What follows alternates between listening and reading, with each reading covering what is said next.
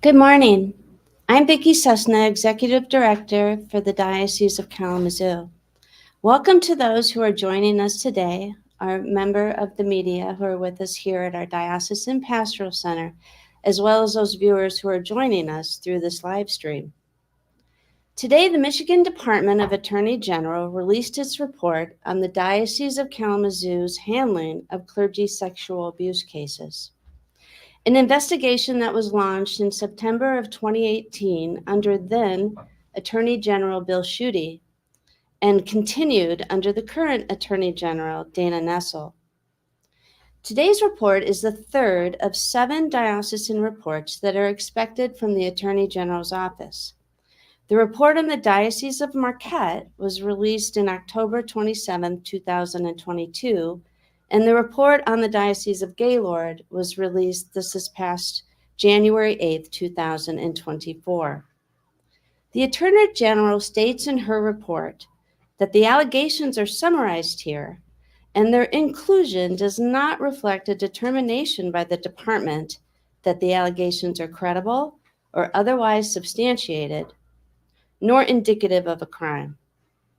The allegations included in the report include incidents involving both children and adults. The Diocese of Kalamazoo takes very seriously the protection of its children and youth and all people.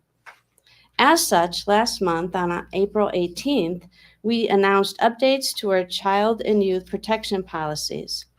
One of those significant updates included the publication of a list of individuals who, in the judgment of the Diocese of Kalamazoo, have been credibly accused of actions that disqualify and prohibit them from working or volunteering with children or youth. This list and all our materials and resources related to today's announcement and all child protection policies may be found on our diocesan website. In just a few moments, I will invite Bishop Edward Lohse to offer his remarks. Following Bishop Lohse's remarks, we will have a brief time for questions. Just a few biographical notes on Bishop Lohse. It was actually almost a year ago, tomorrow, May 23rd, when Pope Francis announced the appointment of Bishop Lohse as the 5th bishop for the Diocese of Kalamazoo. Bishop Lohse was ordained our bishop on July 25th and has served as bishop of the diocese for these past 10 months. As a reminder, the Diocese of Kalamazoo consists of 59 Catholic parishes and missions, as well as 21 Catholic schools within the 9 counties of Southwest Michigan. Bishop Lohse has been a priest for 35 years and was ordained for the Diocese of Erie, where he served up until his ordination last July. He earned his doctorate in canon law and also has an extensive background in child and youth protection, having led that office for the Diocese of Erie. It is my honor now to welcome Bishop Lohse to the podium. Thank you.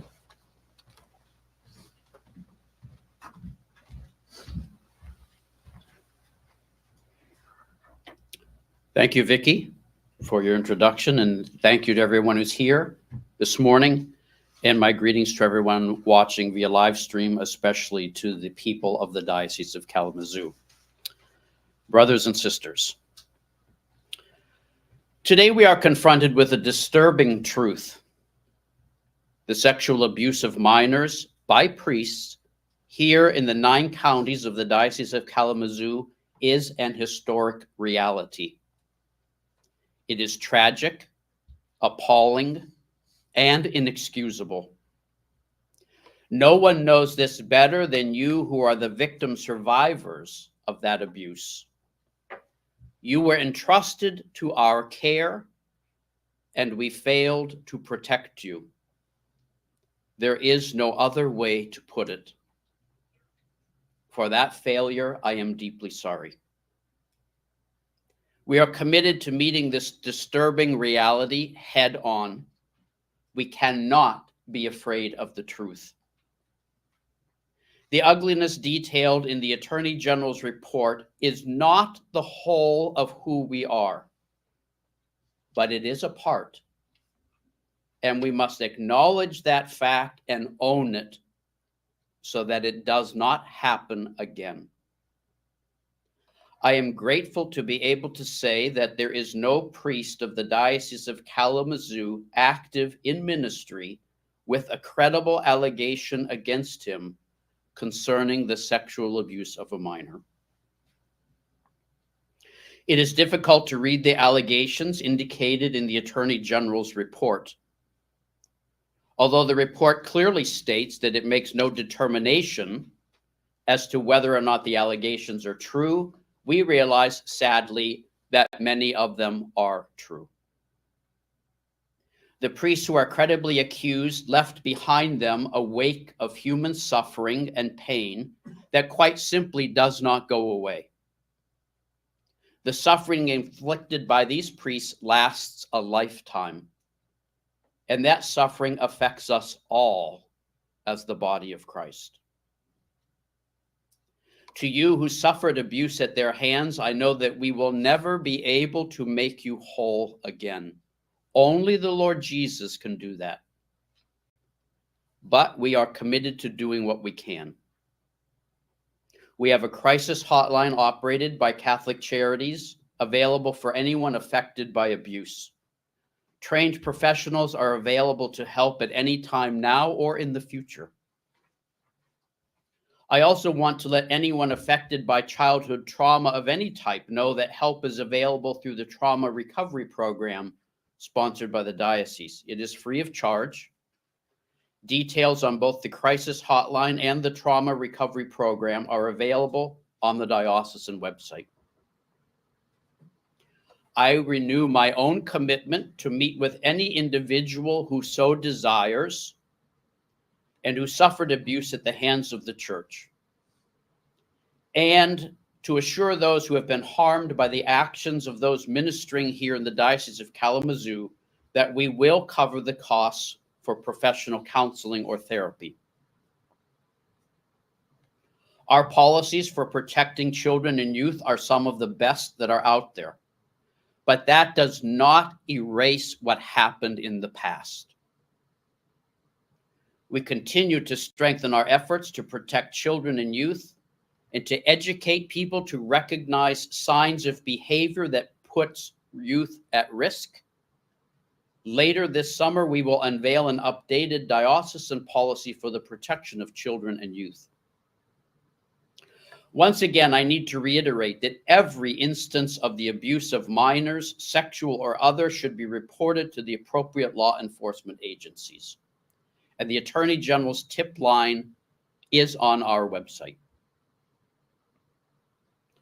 Many of you are wondering what exactly is in the Attorney General's report for the Diocese of Kalamazoo. I'll take a few moments to point out what I take to be some of the key points. I would like to reiterate that the allegations in the report do not reflect a determination by the Attorney General's office that they are credible or otherwise substantiated or indicative of a crime. I am going to refer you to the report itself for the specific details of individual cases. With that being said, and taking into account the help provided by the Diocesan Review Board over the years to determine which allegations are credible and which are not, this is the historical situation in the Diocese of Kalamazoo as best as we are able to understand it. First, I will comment on the number of alleged perpetrators of abuse. The report names a total of 19 priests, 12 of whom are priests for the Diocese of Kalamazoo, and 7 are priests from other dioceses or religious orders who ministered here. Of these 19 priests, 12 have allegations of sexual misconduct concerning only minors, 5 have allegations concerning only adults, and 2 have allegations concerning both. So of those accused of abusing minors, 12 only minors, plus 2 others who were in both categories, 14 total. Of those 10 are alleged to have done so within the 9 counties of the Diocese of Kalamazoo, and the remaining 4 are alleged to have done so elsewhere. As best as we are able to understand, we believe that allegations against 10 of these 14 priests are credible.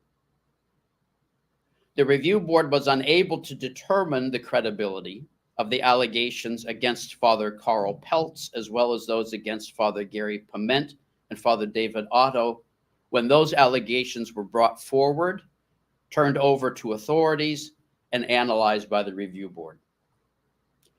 If anyone has any additional information regarding those or any other of the allegations in the Attorney General's report, we would welcome it. In at least some cases, there is evidence that suggests that warning signs were either unrecognized or unheeded. I have no intention to attempt to defend those decisions. At the same time, I would be remiss if I did not mention the times in the report where church officials did try to act responsibly and do the right thing, even if it wasn't always well received. Now I will comment on the total number of allegations.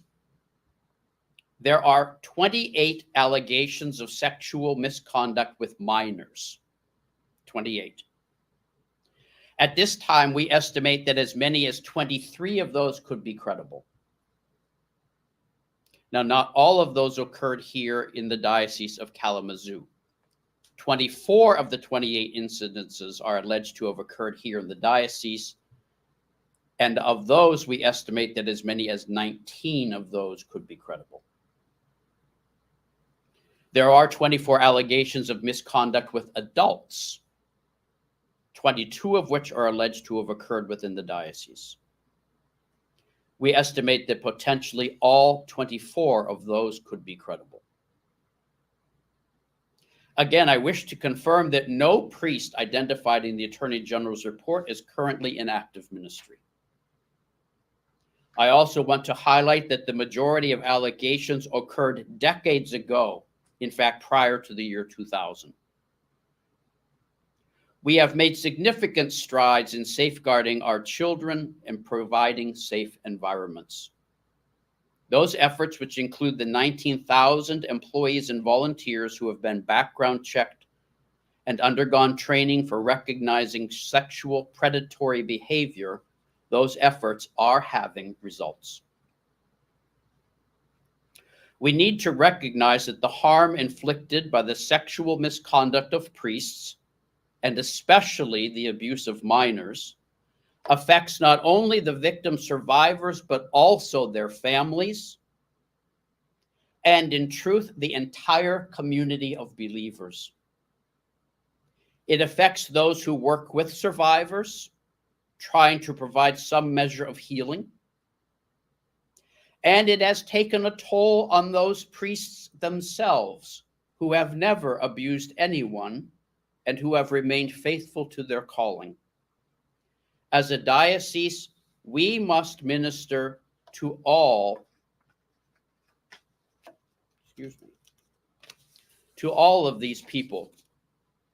But I want to be clear, none hold a greater importance for us than the victim survivors themselves. To the Catholic people of the 9 counties of the Diocese of Kalamazoo, I know how deeply the clergy sexual abuse crisis has shaken your faith.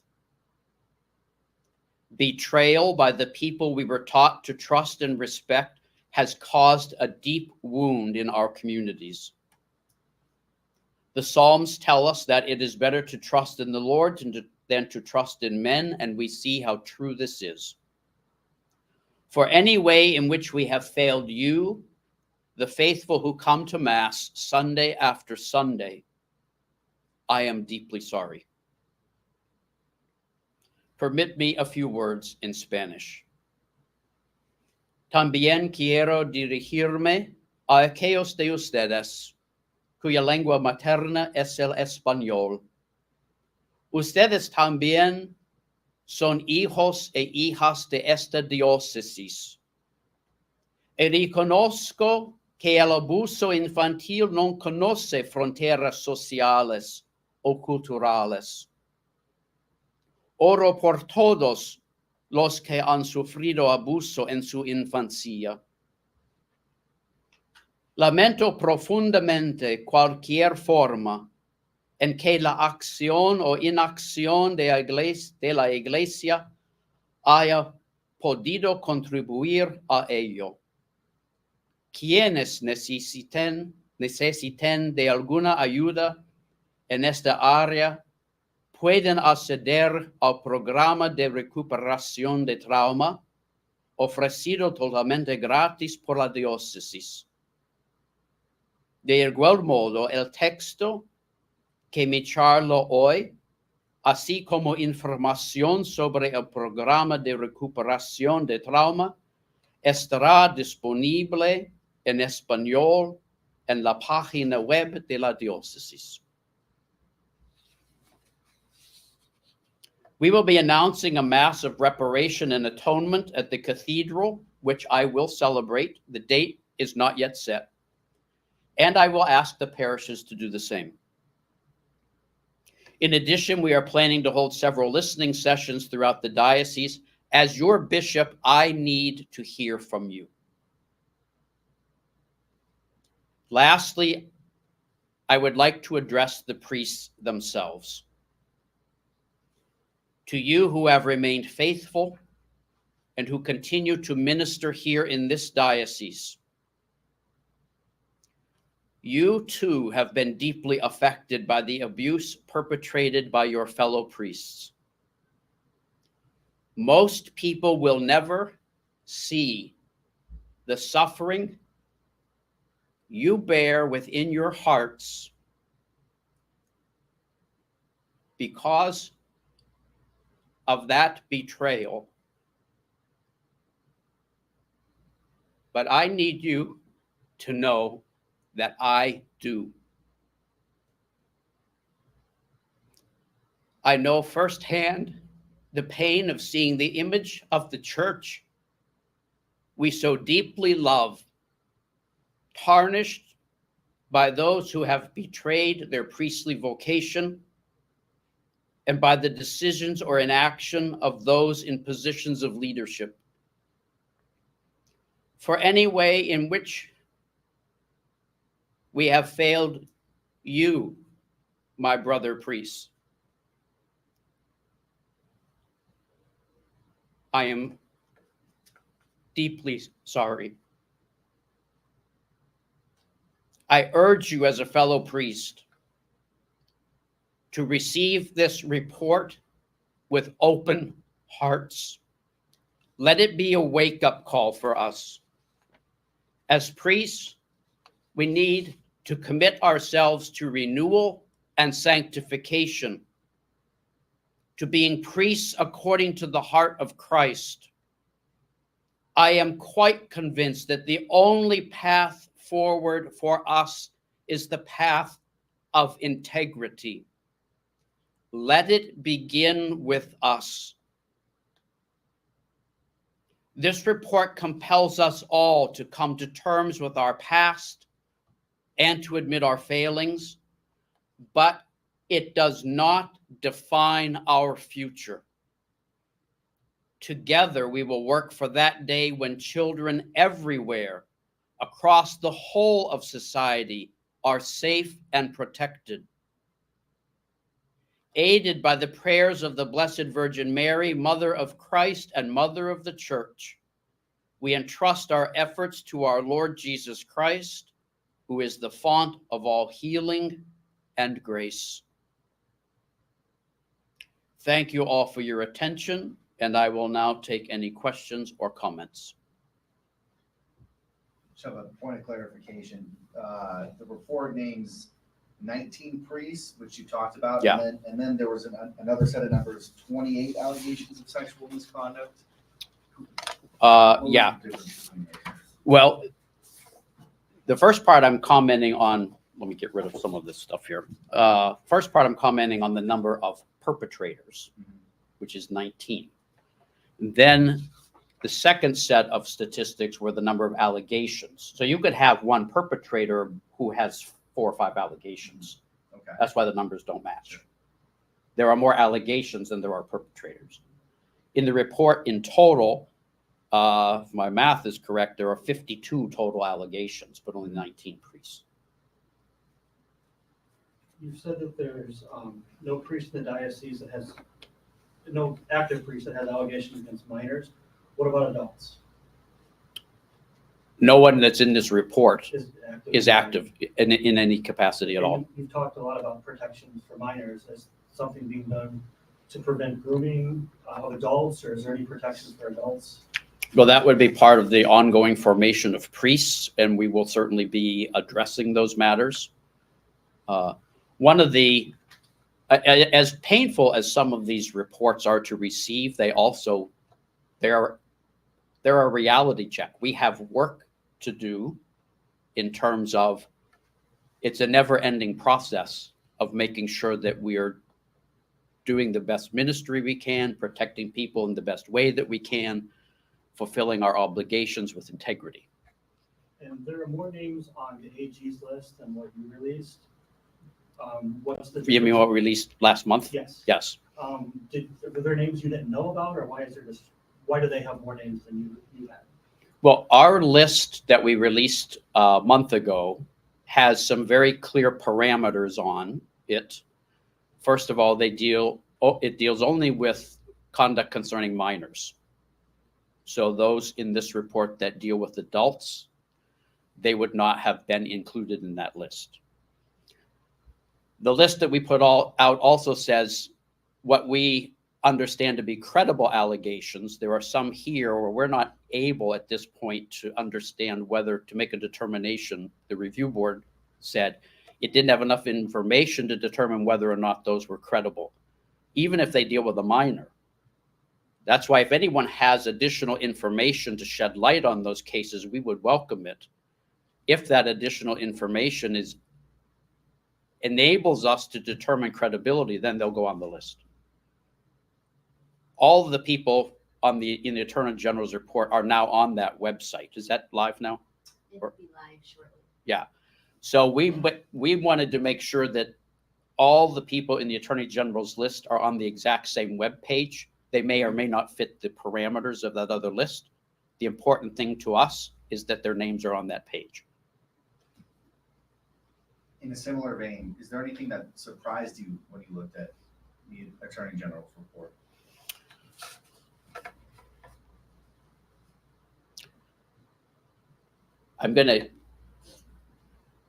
It's all new to me because I've only been here 10 months.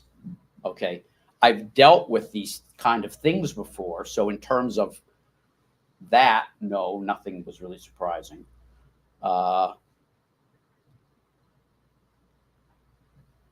these allegations are things that have been looked into by the diocese. So I don't think there was anything to my awareness that we weren't aware of ahead of time in terms of like, wow, that name came out of the blue. We didn't know anything about that. I don't think that happened. You say in some of the allegations, you listed one where there's like 28 allegations, and the church believes that 23 of them are credible. What were some of the differentiating factors for you to say these ones seem credible versus these ones? Well, those were determinations by the review board going back quite a number of years. And the law enforcement, the reports we got from law enforcement, and all the information that the review board had in front of them. You know, sometimes you have the stuff here, but there's just not enough information to say one way or the other. So those are the 5 allegations concerning, if my numbers are correct, 5 allegations concerning 4 priests, where the review boards who looked over this said, we don't have enough information here.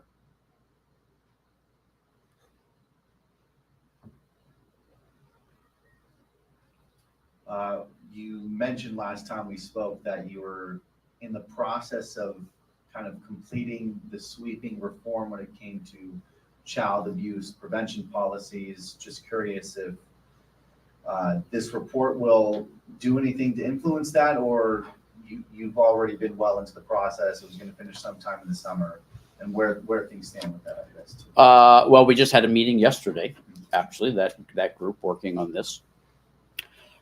Does this report influence that? I don't think it could help but do that. But there are a lot of other reports out there from other dioceses as well, and so many of the commonalities between these reports. Like, for example, you said, did anything surprise us? Well, I went through the Pennsylvania grand jury report, and that was pretty comprehensive, in terms of just its disclosure on activities and human nature and sinful things. So all of these reports are informing our revision. And this one will have its own contribution, I'm sure. Just following up on my last question, when you kind of talked about there were certain allegations that seemed more credible than others. Being that none of the priests are in ministry right now, I guess, is it fair to take those priests out of ministry if they weren't deemed in that pool of the allegations being credible? I will tell you that the question you are asking is asked by quite a number of people. I have heard this question before. These people, as far as I know, are all deceased. So at that point, the question is moot. I can't provide a definitive answer to your question because that is a highly debated point.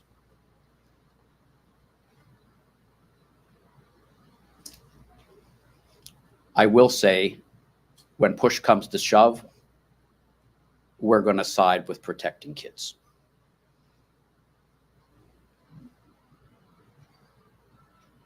We kind of talked about this last time too, but now that we have this report, I want to revisit this. How would you define public perception of the Catholic Church, and how reports like these attempt to repair that perception?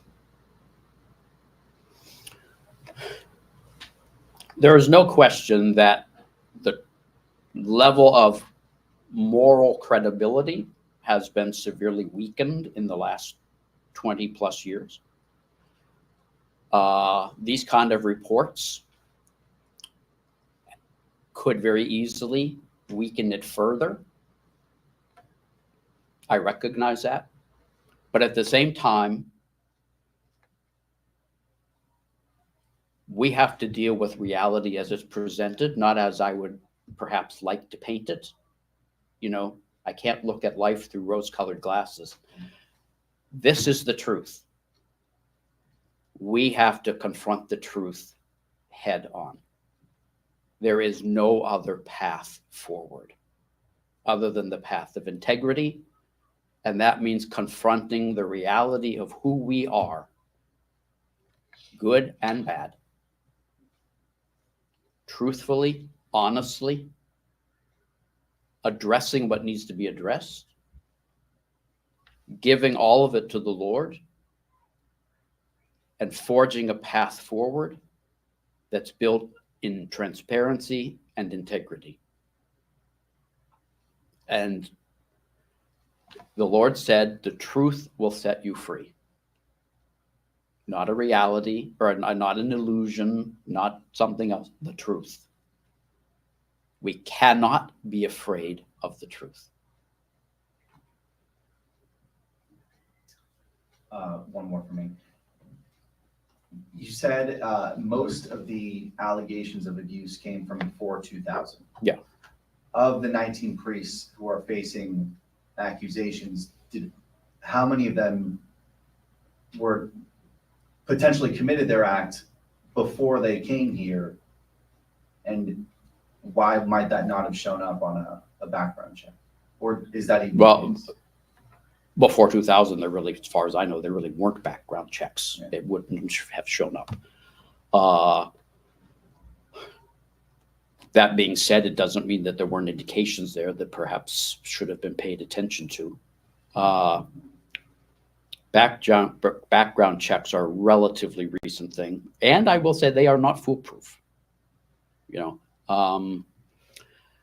Just because someone passes the driver's license test and gets the license doesn't mean that they're not going to go out and drive recklessly, you know. So they are an important tool, and we certainly intend to use them as best we can. But that has to be partnered with lots of other things, you know. It's not just, so that's one piece of a big toolbox of trying to vet and assure that the people ministering to our kids are safe. Do you know about when the background checks started? I know they weren't before 2000, but. No, off the top of my head, I can't tell you definitively, but it would have been after 2002, probably sometime around 2005, 4, 5, sometime around then. I mean, they're widespread now. I mean, public schools, private schools, practically everybody that works with kids has to go through background checks now. And that's a good thing. Hey, Bishop, one of our submitted questions from Megan Bunchman at Wood TV. Why did the diocese hold a last minute conference just before the AG release conference at 11:30 today? Well, we actually were planning to go earlier, but the report was delayed coming out. And they have one at 11:30, so we had to try to fit ours in. Thank you. It's not an ideal way to do it, but yeah. And of course, we're available later.